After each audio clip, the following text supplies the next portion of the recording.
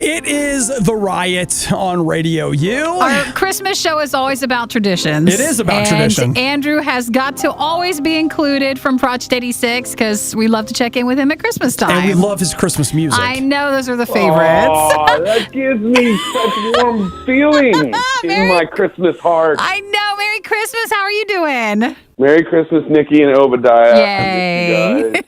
Who have you guys had on? Who are all your special guests these days? Well, we just checked in. We talked to Jeremy from Tiger Drive, and we're going to check in with Jen from Ledger in a bit, and then Mike Maines and Wolves at the Gate. Last year for Christmas, if I'm remembering correctly, you wanted socks. Was that it? You remember that? Am I getting that wrong? That you said last year you wanted socks and you wanted goofy decorative ones, decorative socks.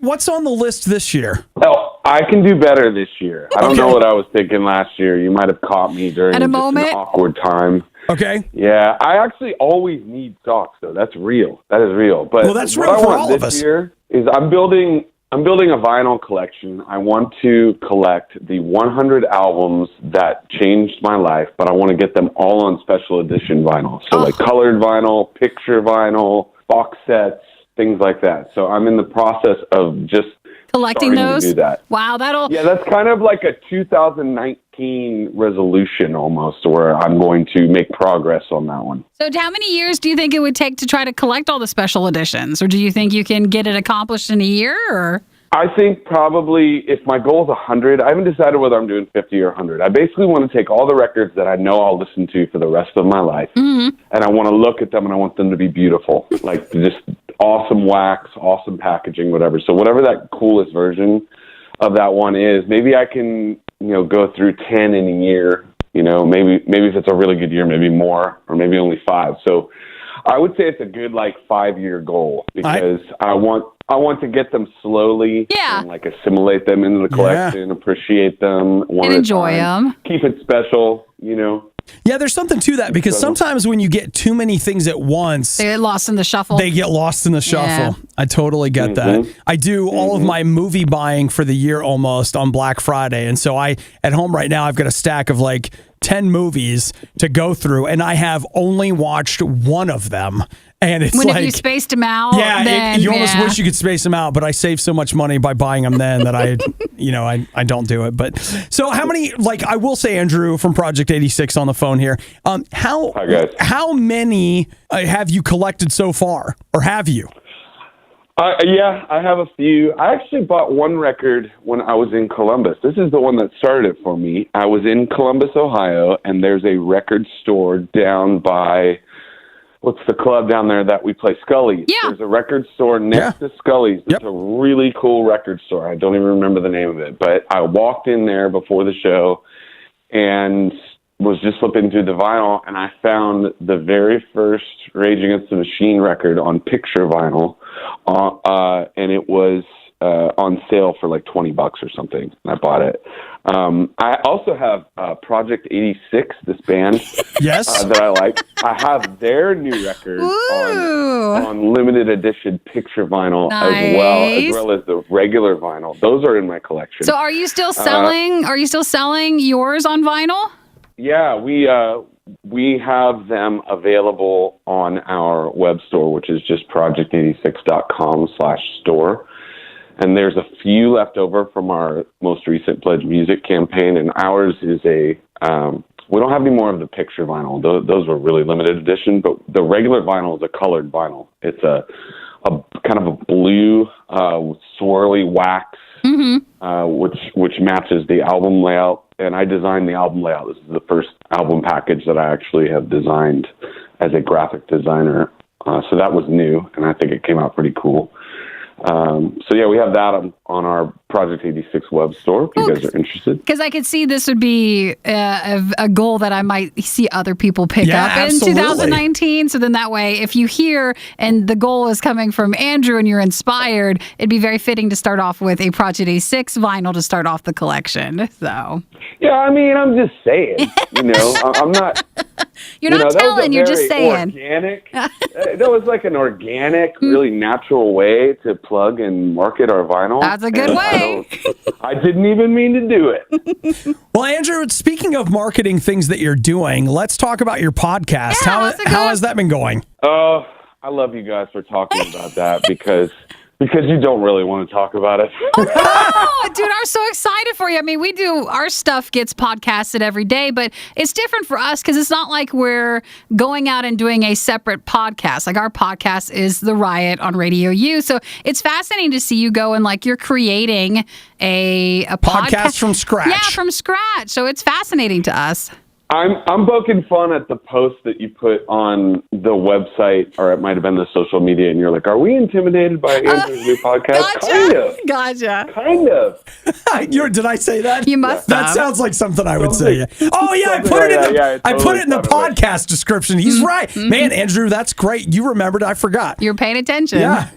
I was paying attention. I was just going to check out and see if our last time we spoke made it live, but I saw that on there. I just thought it was funny. Yeah. My podcast is called Pioneers Podcast. It's available on Patreon.com right now.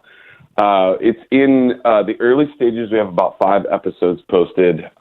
With this podcast, it's basically looking at the most prolific creators in the world, a lot of my peers. Eventually, I want to be talking to more than just music people, creative people, and talking about their motivation, their process, and really going deep. And so I want this podcast to be the place that everybody comes to get the most intimate, never before told secrets, behind the scenes stories of artistic creation and motivation, basically. So I've had on Toby from Emery and Bad Christian. I've had on Ryan Clark from Demon Hunter. I just posted an episode with Corey Brandon from Norma Jean, and I'm posting one just around probably the 26th or 27th while people are bored at home and have opened all their presents about how I write lyrics and stories behind some of my songs. So it's going to be interesting, and I'm really having a great time with it. I haven't been this inspired since I started my band, so it's really, really great. I understand you guys' world a little bit better now. Oh, you do? Yeah, it's a different world, podcasting and just radio in general, but it seems like it's a great creative outlet for you, and, just like with band stuff, it's a way to still have an outlet in a different direction. Definitely. Nowadays, especially when guys in bands or frontmen are running podcasts. I know Mike Carrera has his podcast, and of course the Emery guys, and there's a bunch of others out there. It's definitely a great supplement to the musical output, and it allows you to see a different facet of that artist's personality. And I think for me, I have so many years of accumulated stories that I've never been able to tell. Really good stories, funny stories, awkward stories, stories of failure, stories of triumph, and everything in between. And I was thinking to myself, I'll never be able to tell these stories. I'm going to take them to my grave. I might as well do, since I'm the only one who hasn't been invited to the party, I might as well start a podcast. And there you go. There it is. Yeah, I love it. Well, if you want more details on that, I know we posted it last time we had Andrew on, but check out RadioU.com to get involved in his podcast. And of course, the vinyl and all the project albums and of course the Christmas songs too, because we can't forget those. Thank you guys so much for having me on. It's always a pleasure. I always think of RadioU when I think of good shows, when I think of my favorite times, especially in Columbus, and when I think of doing this podcast. Every time I'm recording, for some reason, you guys pop in my head. Aww. Because I'm thinking about you recording episodes and getting up at the crack of dawn and having to edit and doing all that behind the scenes. For whatever reason, We come to mind? Both of you guys. You guys always pop in my head for some reason. Well, you know what? I hope that it inspires you, because if you set the bar low enough, you can only feel good enough about your product. Well, that's where I was going. It's like I was more thinking about it as what would be the acronym? WWNNOD. What would we think?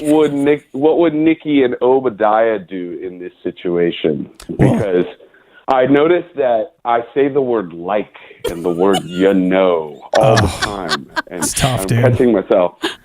And so you guys, you guys are so professional and well-spoken and experienced, and I'm like, how would they speak? What would we do? Aww. What would they do? I appreciate that, Andrew. I have my own crutch phrases that I'm not at liberty to share now because I already feel bad. The more you think about it, the more they pop up. It's real. You have to watch it. Well, Andrew, I find myself speaking slowly. Well, dude, it has been great catching up with you. Merry Christmas. Have a wonderful Christmas tomorrow. Guys. Thank you so much for joining us. And we'll do Christmas Time Is Here. I had a request for that one earlier. All right, Project 86. Yay. It is the Riot.